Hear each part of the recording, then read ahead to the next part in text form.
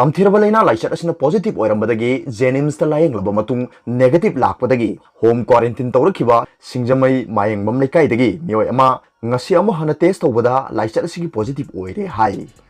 thaudo asiga mari leinana Imphal West DC Naurem Pravin na thokpa order amada positive oiraklaba miyoy asigi leifam yauna akoiba mafam singda containment zone lauthokre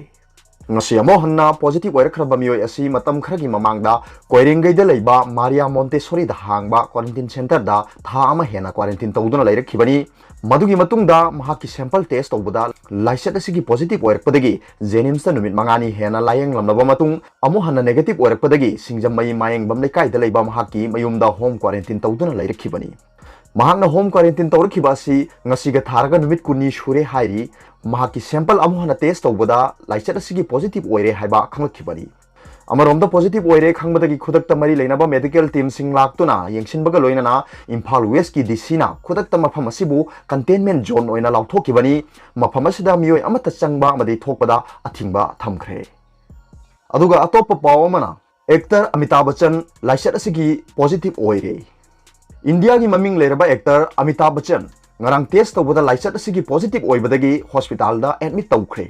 Amitabh Bachchan ना महाकी Twitter account दा post तौबा वाफमदा महाकी इमुंग मनुंग अमदि staff member सिंग हौजिक टेस्ट तौरी मसिगी result ngairi ngasi numit tarani gi mamangda mahak loinaramba sing test tauthokpinabashu mahakna miyamda request tawri aduga atopa yamna ngakpa pawamana malem gi oina khwaidagi chawba machi size hospital na mai pakna lathokpa ngamkhre malem gi oina khwaidagi chawbani haiba miyoiba marakta yamma tangna thengnaba machi size hospital na ngarang mai pakna lathokpa ngamkhre hairi size hospital and the research institute gi phangba pawmagi matungina malemgi khwaidagi chawba machi asi hana centimeter kunmanga ni haina report tawri aduga size hospital na ngarang lathokhiba machi asina centimeter kuntha sangba machi ni hairi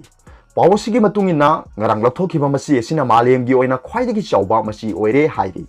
मसी असी ngarang sis hospital gi professor G Nilamni Sarmana lusingba plastic surgery team amana local anesthesia gi makhada mai pang lathokpa ngamkhibani hairi मसी लौथोखिबा si CMIST gi makhada lemna layeng chathakibani hairi अरोदा popular news रीदा की video को यंगे बुखुदिंग मपु थागतचरी।